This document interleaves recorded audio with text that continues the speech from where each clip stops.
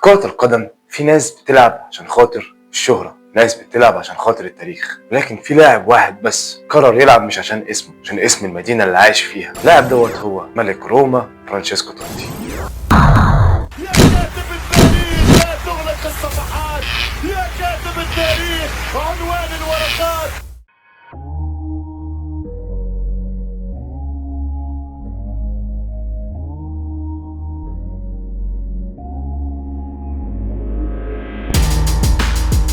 اتولد في روما سنة 76 في حي برجو. من اللحظة دي كله عارف في شاب صغير بيحلم انه يمثل نادي روما.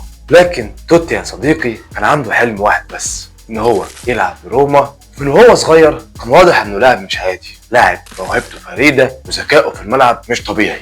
هو عنده 16 سنة لعب للفريق الاول في روما، وكان الكل متأكد انه مش هيمر وقت طويل غير واسم توتي من احد اعظم لاعبين روما. بدأ توتي يلعب مع فريق روما من سنة 93. كل ساعتها أول ما شاف أول هدف ليه وأول لمسة ليه قال اللعيب ده مش لاعب عادي، اللعيب ده مشروع أسطورة. ولكن يا صديقي لو كنت فاكر إن توتي كان عايز يعمل مسيرة عادية زي أي لاعب تبقى غلطان، عشان في 98 توتي كان عنده فرصة على طبق من ذهب إنه يروح يوفي وحتى برشلونة. ولكن يا صديقي توتي ما يرضاش، عشان هو مش عايز يبقى مجرد لاعب كويس، كان عايز يكون أسطورة روما. فأكتر من مرة في أندية كتير كانت بتتسابق عشان تتعاقد مع توتي، ميلان، اليوفي، حتى مانشستر يونايتد. بداية مسيرته عرضوا عليه مبالغ خرافية، لكن توتي دايما كان ثابت على موقفه. في 2004 مانشستر يونايتد يقدم عرض خرافي عشان يضم فرانشيسكو توتي، لكن يا فرانشيسكو توتي زي ما قلت لك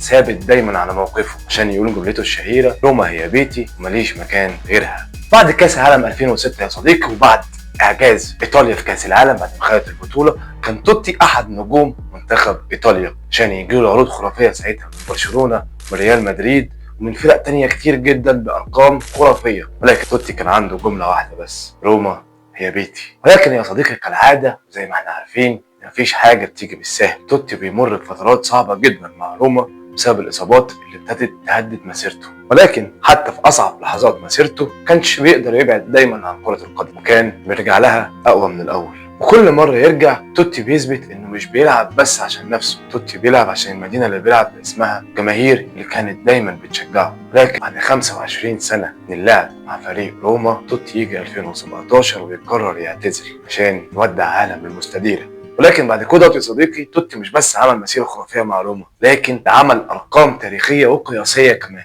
أفضل هداف في تاريخ روما برصيد 307 جون في عدد أهداف 786 مباراة.